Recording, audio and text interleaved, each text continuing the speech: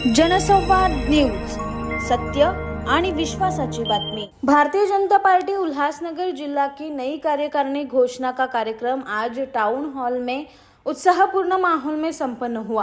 कार्यक्रम में बड़ी संख्या में भाजपा पदाधिकारी एवं कार्यकर्ता मौजूद रहे।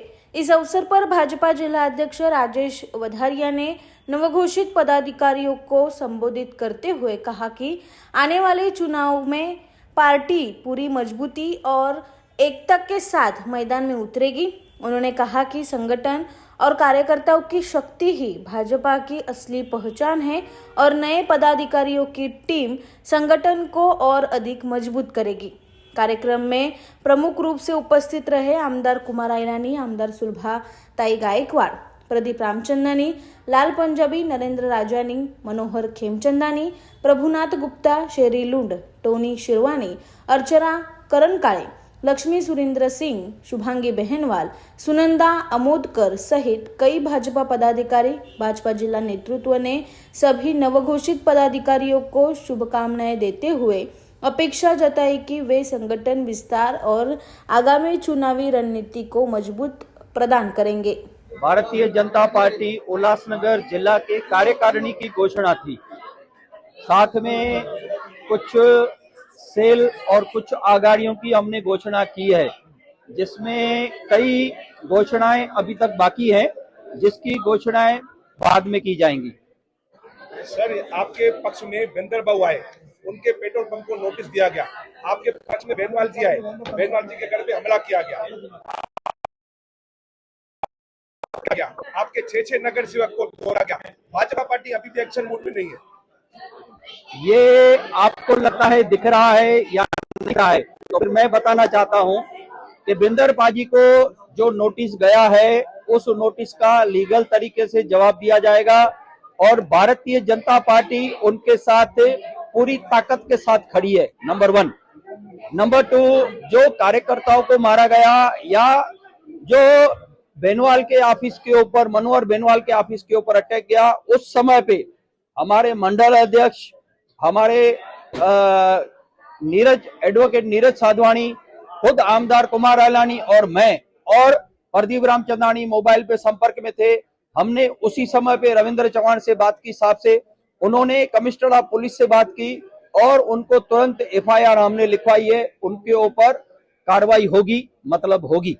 जी, आपने भाषण के दरबार के लिए भी रविंद्र चौहान की मदद लेनी पड़ती है। अध्यक्ष को कहीं न कहीं अध्यक्ष की कमी आपको नहीं आ रही है। ये एक प्रोसेस है, ये हमें ऊपर सूचना देनी चाहिए कि यहाँ लोकल में क्या क्या प्रॉब्लम्स आ रहे हैं।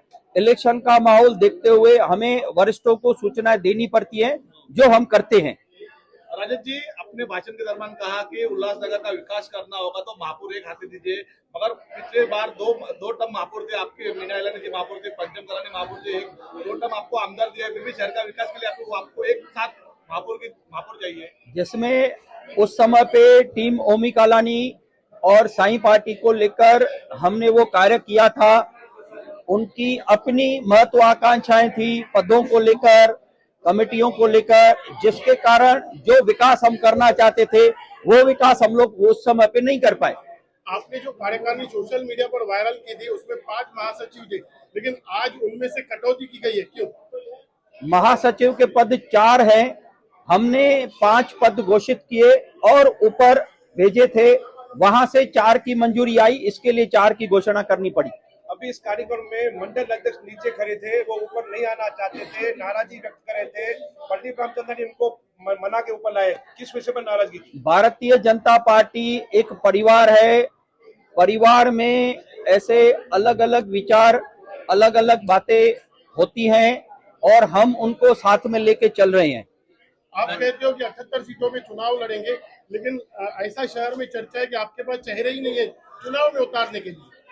हमारे पास सभी प्रभागों में 1 से ज्यादा चेहरे हैं और उनमें से सर्वे में जो जीतने वाला कैंडिडेट होगा हम उसको टिकट देंगे।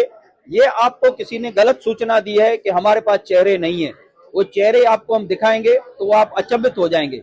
राजेश जी, अभी आपने बात की परिवार की, कि परिवार के झगड़े जब तक परिवार में हो तब तक ठीक है, बाहर आ जाए तो वो चर्चा का विषय बन जाते हैं। ऐसा कुछ नहीं हुआ है।